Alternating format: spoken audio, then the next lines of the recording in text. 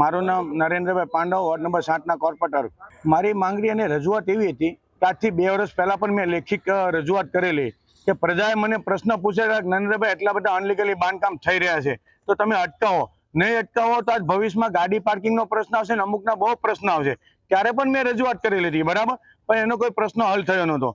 ત્યાર પછી દિવાળી પહેલા પણ મારા ઉચ્ચ અધિકારીને રજૂઆત કરી કે બેન તમે આ તાત્કાલિક પગલાં લો, નહીં પગલાં લેશો તો ખરેખર મારે આગળ પ્રગતિ કરી અને આગળ મારે અરજી લેખિતમાં આપવી પડશે.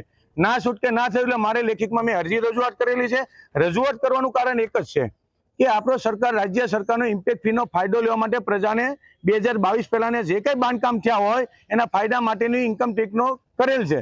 પણ આનો ગેરઉપયોગ કરી રહ્યા છે અધિકારીઓ કે 2023, 24, 25માં બાંધકામ કરી રહ્યા છે અને એનું આર્કિટેક્ટ પાસે 2022 પહેલાનું બોગસ રીતે સર્ટિફિકેટ લઈ અને અધિકારીના મેળા પીપળામાં કરી અને ઇમ્પેક્ટ ફીનો ઉપયોગ કરી રહ્યા છે એવું મને જાણવા મળેલ છે.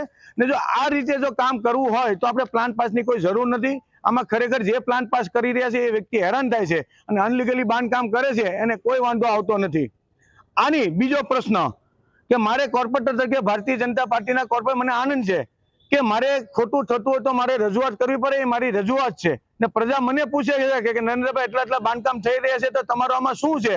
એટલે ભાઈ મારે આમાં કોઈ લેવા દેવા નથી, મને કોઈ બાંધકામમાં કોઈ રસ નથી, પણ ના છૂટકે મારું નામ પ્રજામાં બદનામ થતું હતું એટલે મારે પછી ખુલ્લો મીડિયામાં આવી અને મારે ખુલાસો કરવાની ફરજ પડેલ છે.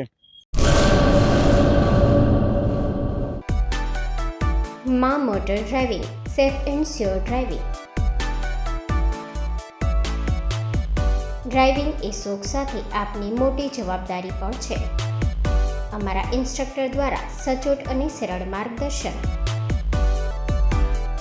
આપની રોજની તાલીમની માહિતી મેળવીને શું અધુરાશ છે એના ઉપર પૂરું ફોકસ કરાય છે.